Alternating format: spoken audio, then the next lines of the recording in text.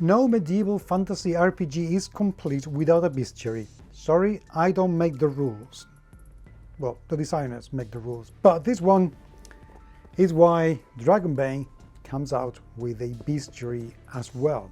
We've already taken a look in a previous video as to how good it looks, but after having read it, I can tell you if this is actually worth the amount of money that you have to pay to get your hands on it. Welcome to the GMS Magazine RPG review videos.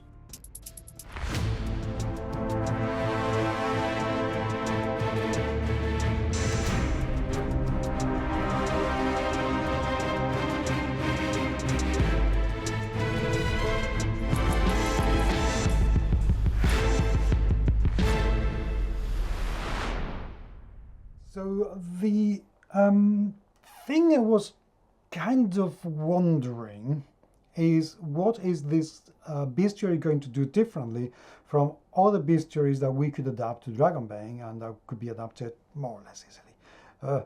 More or less. So let's take a look because it does it very, very well indeed. The first thing I like about this is that it has divided all the creatures within their own species. So we get the Night King, Rare King, Insectoids, Trolls, Giants, Beasts, Undead, Dragons and Demons. So you're going to get different chapters for each one of those creatures.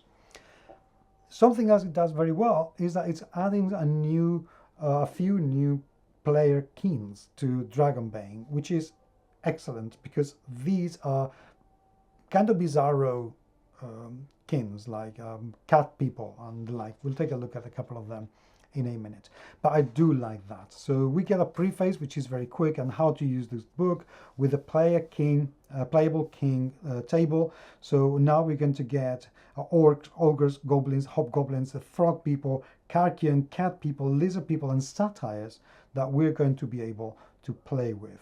So yeah, that alone I absolutely love for two reasons. One, of course, because it's adding some new player characters, but also because it is telling you these are not necessarily beasts. These are creatures that you can interact with, that they're going to have their own civilizations, that they're going to have their own culture. Use it in your adventure. Use them as world building, not just as, killing things and cannon fodder for the adventure. There is more depth to them than just destroying them. So every creature, something I also liked an awful lot is that you get a little tiny bit of flavor text, then you get just one, perhaps two paragraphs describing what they are like, and if they are playable kins, then you get a couple of classes that you can choose, what abilities they have, and then you get some random encounters and adventure seeds if you're going to use them as NPCs. So the hobgoblin exactly the same. Can you see you have scouts, fighter and thieves. Of course, nothing would stop you from doing something else. There's no reason why there wouldn't be a hobgoblin bard. It would be hard. He may not be a very good bard, but at least, from other creatures' standards, but you could also do it. Exactly the same with ogres. And also, they are not always the same kind of archetype of creatures that we are used to finding. The ogre is not necessarily that violent or mindless of a creature. It can be quite, peaceful and gentle, even if they are fighters and chieftains, but it doesn't mean that they're just going to be killing machines. Same goes for the orcs. And then we go for the rare king. Cat people. Every single one of them also has absolutely gorgeous illustration. I think they're done so well. See, however, how, for instance, Centaur, that's no longer a player king. So it goes for their ferocity, the size, and what movement they have. And here it's got the monster attack. course, it's going to give you a reason why these creatures are not playable kin, but it's your game. Change it. Do whatever you want. Exactly the same with fairies. Frog people, these are playable, though they're so strange, so bizarre. And then we go for, let's go for the characters. Monsters like the giant amoeba, we go for ferocity 2 already. The chimera has ferocity 3. They are a lot more powerful to hit and destroy. So that, to me, that is what it does differently from all the bestiaries that I have enjoyed. Firstly, just reading about it, somehow it inspires you to think about how you're going to be using these creatures. Secondly, they are very easy to play. They have very few attacks, but the attacks they have are very powerful.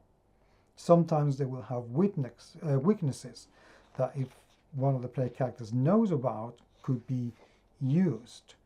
So although they are the same creatures that we have seen time and time again, but because the way that they're being described and used is so different, they get a new lease of life, which I have enjoyed learning about. So this is a very good addition to Dragonbane, not just because it expands the beasts that you're going to be able to use in your adventures, but because it does it in a way that is more measured. It's not just about, this is something to kill. It may be something that has its own motivations that maybe you disagree with, but they are perfectly legitimate, like, don't come into my territory, unannounced. And if I tell you that I don't want to trade with you, stop insisting, for instance. The fact that every one of them has an adventure seed, and it is truly a seed. It's not a mini adventure, it's a seed. It just gives you an idea that you could implement pretty much anywhere. And the fact that they're being very simplified and that you can play some of these, I think it's an absolutely fantastic addition. I love it. I really enjoyed reading it. It gave me ideas which I value immensely in a book. So would I recommend this? Yeah, big time.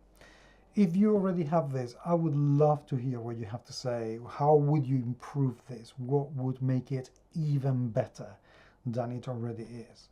But this has got an absolutely solid 8 from me because it's lovely. And the one thing that would bring it to a 10 is to have even more creatures inside. But other than that, the bestiary, Dragonbane Bestiary, is just a treasure. Very good value for money. So thank you very much indeed for being there. Please leave me your comments. I would love to hear what you have to say.